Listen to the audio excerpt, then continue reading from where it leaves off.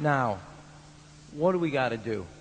Because let's be, and Sarah's right, people's intimidation on this issue is not defined by just Republicans. There are Democrats intimidated by this issue. Wrongly, but intimidated, and they think their politics and their community is such that they can't do this.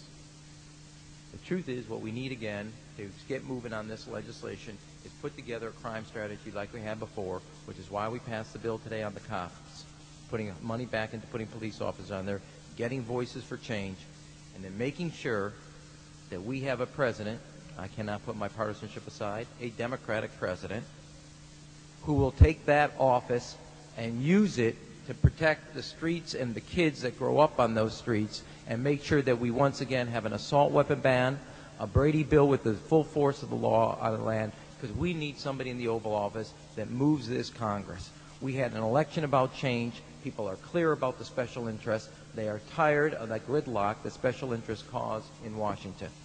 And I think the most simple thing we can do, and we've got to make this a #1 issue as a test vote and then take it into the election, that is, if you are on the no-fly list because you are known as maybe a possible terrorist, you cannot buy a handgun in America.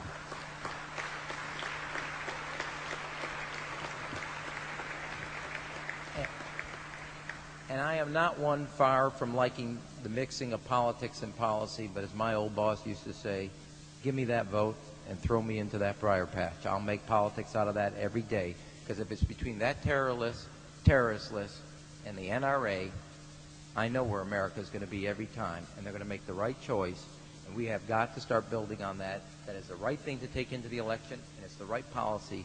If you're on that no-fly list, your access to the right to bear arms is canceled because you're not part of the American family. You don't deserve that right.